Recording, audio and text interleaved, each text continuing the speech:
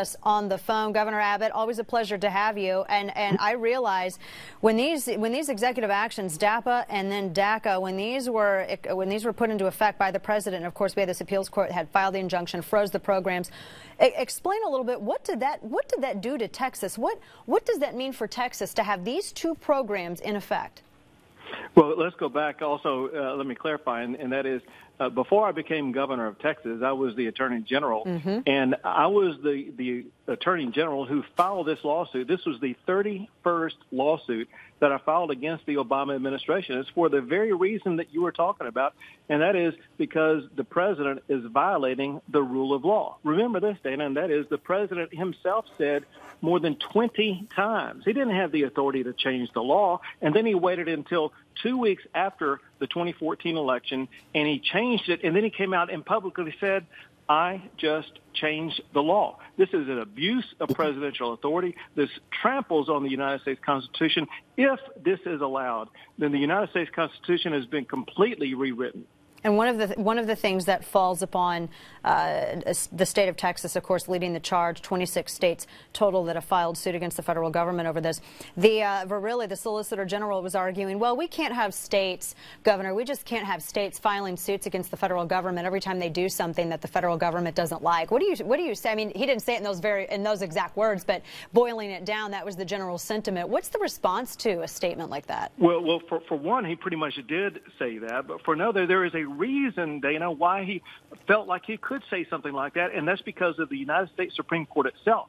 The United States Supreme Court itself in the Garcia versus San Antonio case back in 1985 said, well, the Supreme Court really couldn't enforce the 10th Amendment, and the states really don't have a right, and the way the states are supposed to hold the federal government accountable is through their elected officials. My point, Dana, is this.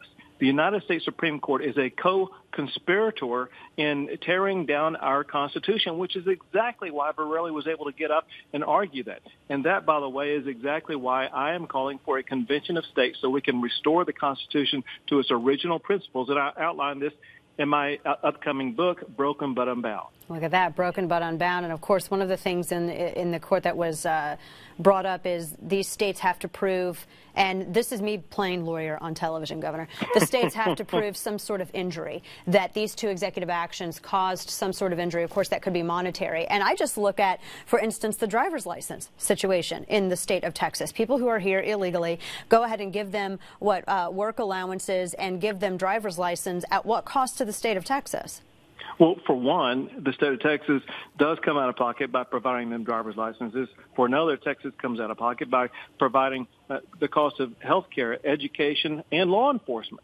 And so we have all those costs, but even worse, this is a liberal nightmare coming back to haunt themselves because the liberals use this very same argument in a case called Massachusetts versus EPA, which is one of these greenhouse gas cases where Massachusetts claim, well, they may possibly somehow in some possible way be harmed by rising water because of greenhouse gases. The Supreme Court allowed them jurisdiction in that case.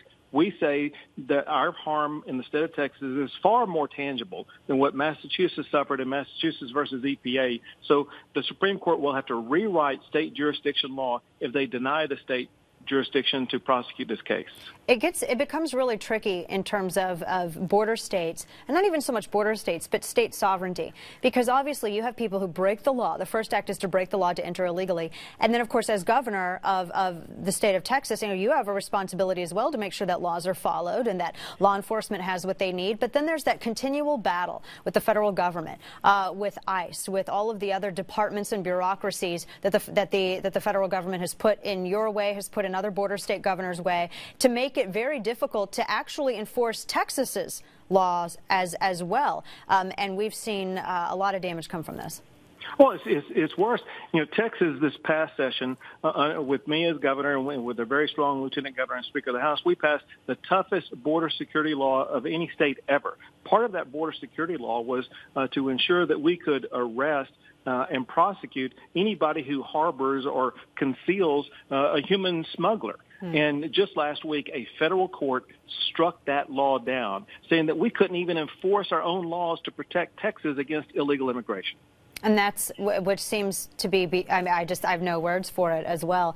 Are you optimistic about this case, Governor? Because I read that the Supreme Court's pretty divided over this. Here's the deal, and people need to understand the magnitude of this issue, and that is, I am optimistic that we should get 4 votes for this. It's going to be a 4-4 tie is the greatest probability, which will mean that the lower court decision will be upheld. But this is one of the casualties, along with the death of Justice Scalia. It means Justice Scalia would have ruled in our favor. We would have won 5-4. We would have established a principle that the president is not above the law. Dana, that's what this case is all about. It's much bigger than immigration. This is whether or not the president is above the law, or does he get to make the law? Exactly. And I know Justice Scalia would hold the president accountable. Hopefully, the 4 conservative justices on the Supreme Court will say the president is not above the law.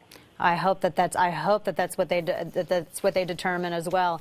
Last quick question, Governor, before you go. Massive storms here in the state of Texas. I mean, I tell you, Texas does thunderstorms big as well. A lot of flooding in Houston, and of course, you've been traveling and you've been assessing the state. Texas always seems pretty prepared, though, for storm damage.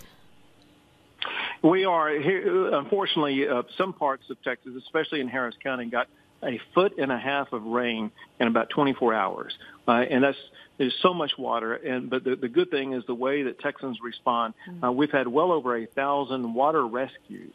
And these are law enforcement at the local level and the state level. So everybody comes together, rallies together, and responds. However, let me just say this, and that is there are many people who are out of their homes and need food and water and clothing and shelter. If you are in Texas, please contact the Red Cross to assist in any way. Texans help Texans. There you go. Governor Greg Abbott, great state of Texas. Always good to speak with you, sir. Thanks so much for joining us. Thank you, Dana. Up next, we have In Case You Missed It. Stay with us.